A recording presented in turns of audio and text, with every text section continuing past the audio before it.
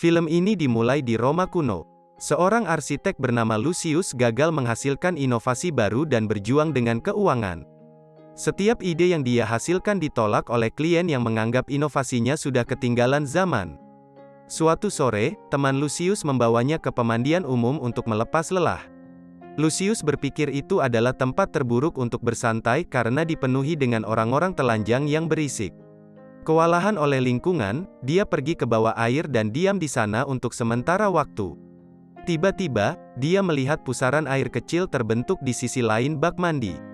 Dia pergi untuk memeriksanya tetapi ditarik oleh arus yang kuat. Hanya dalam beberapa detik, Lucius berakhir di tempat seperti terowongan, berjuang untuk bernapas. Dia mencoba yang terbaik untuk sampai ke permukaan dan akhirnya berhasil. Tapi yang mengejutkan, dia tidak lagi berada di pemandian Romawi. Bahkan, dia berada di pemandian Jepang modern yang dipenuhi dengan lelaki tua yang kaget melihatnya berdiri telanjang di depan mereka.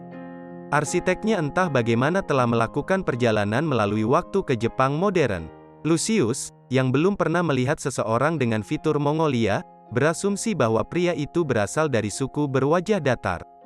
Setelah pulih dari keterkejutannya, Lucius memperhatikan bahwa tempat itu lebih maju daripada pemandian manapun yang pernah dia lihat. Keranjang, keran, dan alat pemijat mengejutkannya karena dia menyesal tidak memikirkan inovasi ini sebelumnya. Dia juga secara tidak sengaja memasuki ruang ganti wanita dan dipukul oleh seorang wanita tua yang berteriak. Kemudian, kita diperkenalkan dengan seorang seniman manga yang sedang berjuang bernama Mami. Penampilannya memberinya ide untuk karakter baru, karenanya, dia mulai menggambar potretnya.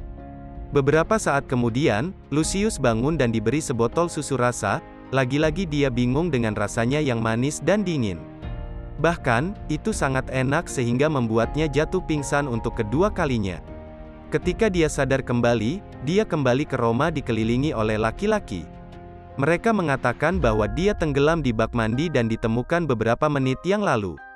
Awalnya, Lucius mengira pertemuannya dengan suku wajah datar itu hanya mimpi, tetapi kemudian, dia melihat botol susu kosong di sisinya.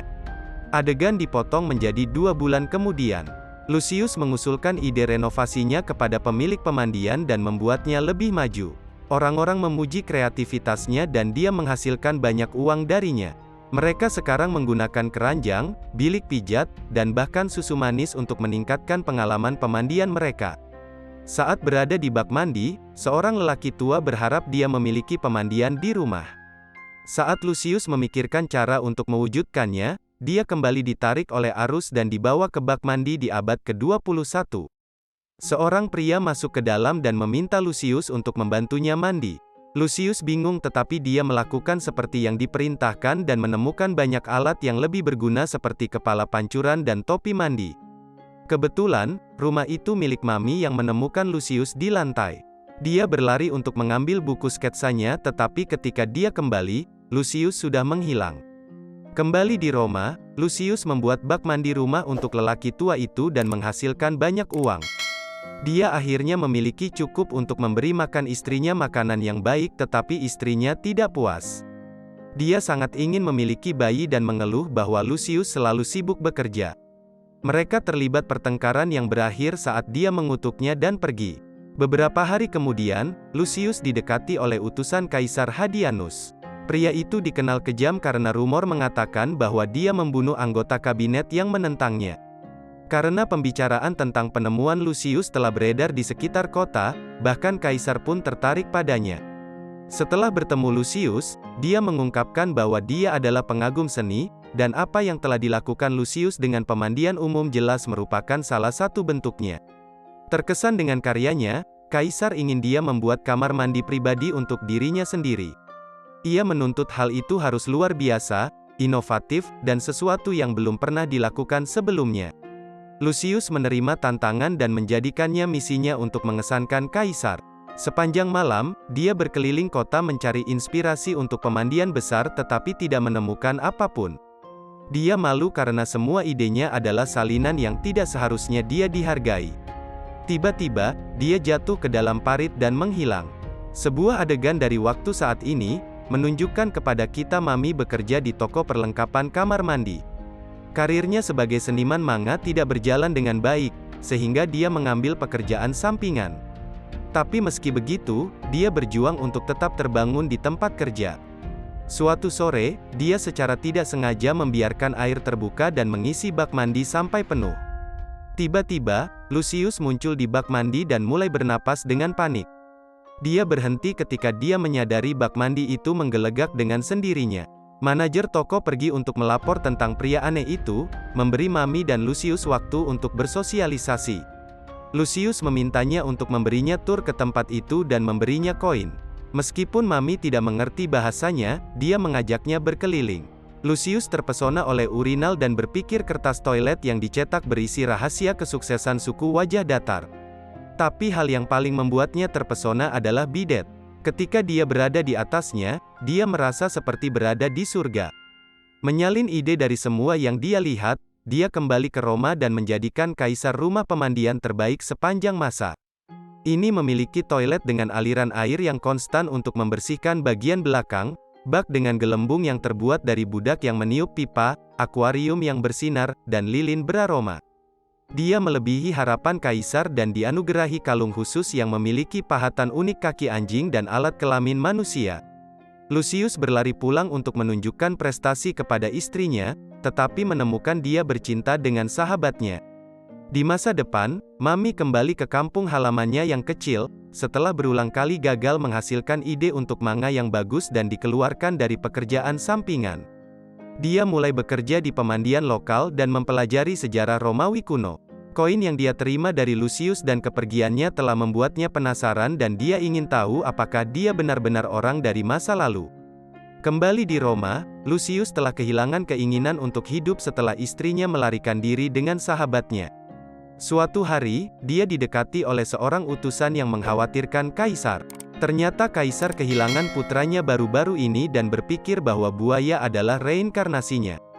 Dia ingin Lucius merancang tempat di mana buaya dapat disimpan dan semua kebutuhannya terpenuhi.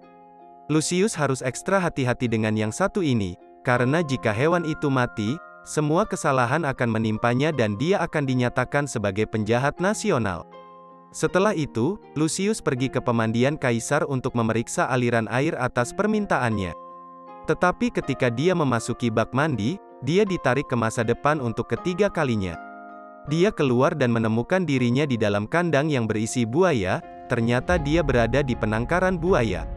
Pada saat yang sama, Mami juga berada di tempat penangkaran dengan teman kencan yang tidak disukainya. Dia mencoba yang terbaik untuk menyingkirkan pria itu dan senang melihat Lucius di dalam kandang. Dia membawanya keluar dan menunjukkan kepadanya di sekitar tempat penangkaran, melupakan kencannya. Lucius belajar cara merawat buaya dengan benar dan habitat pilihan mereka. Mami juga mengajaknya belajar memanah, untuk melihat apakah dia benar-benar pria Romawi. Dia menembak semua target, membenarkan kecurigaannya. Beberapa saat kemudian, dia berakhir di sumber air panas yang membawanya kembali ke masanya. Beberapa bulan kemudian, kaisar mendapatkan tempat yang sempurna untuk membiakkan anak buayanya. Dia bahkan mulai memperlakukan Lucius seperti keluarga, sering mengundangnya ke istana. Semuanya berjalan baik di kota sampai suatu hari, kaisar diberitahu tentang pemberontakan yang menyerang pasukannya. Mereka tidak senang dengan pemerintahannya dan ingin menurunkannya dengan cara apapun. Prajurit kaisar dan para pemberontak melakukan pertempuran panjang dan keras yang berlangsung selama lebih dari setahun. Sekarang, kaisar telah menjadi tua dan siap untuk pensiun. Dia berencana untuk menyerahkan tahta kepada keponakannya Caeinius. Untuk proyek pertama Caeinius sebagai kaisar, dia akan membangun pemandian baru untuk mendapatkan dukungan rakyat. Oleh karena itu, kaisar ingin Lucius membantu keponakannya dalam proyek tersebut.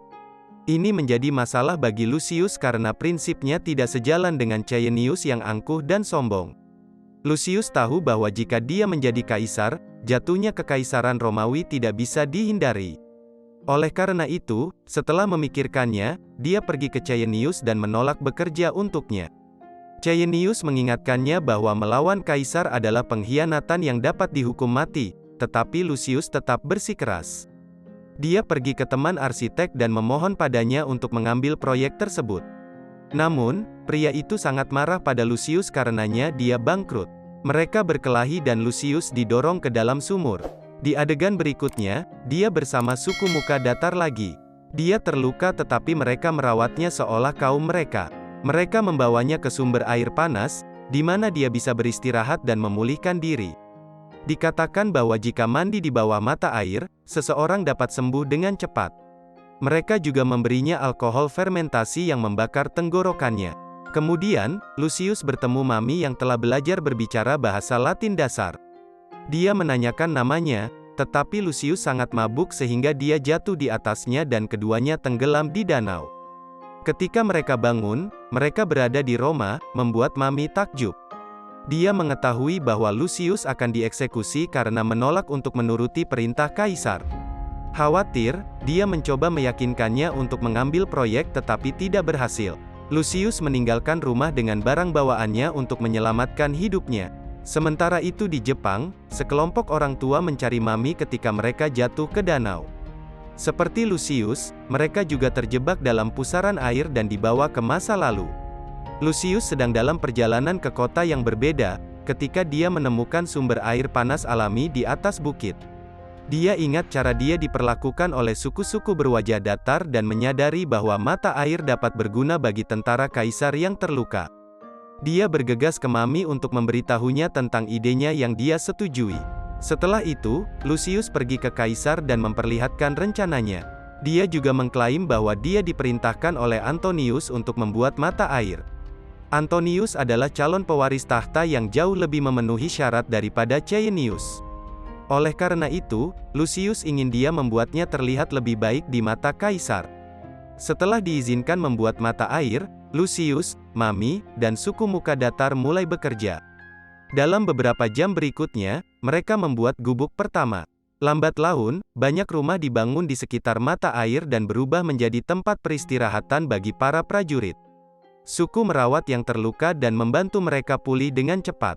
Mereka juga menggunakan pengetahuan mereka tentang pengobatan modern untuk melakukannya. Beberapa bulan kemudian, para prajurit memenangkan pertempuran melawan pemberontakan. Mereka merayakannya dengan minum dan menari. Lucius dan Mami duduk berdua dan mengobrol lama. Mereka telah menumbuhkan perasaan satu sama lain selama mereka bekerja bersama. Lucius adalah yang paling bahagia yang pernah dia alami dalam hidup, tetapi itu sampai suku wajah datar tiba-tiba menghilang.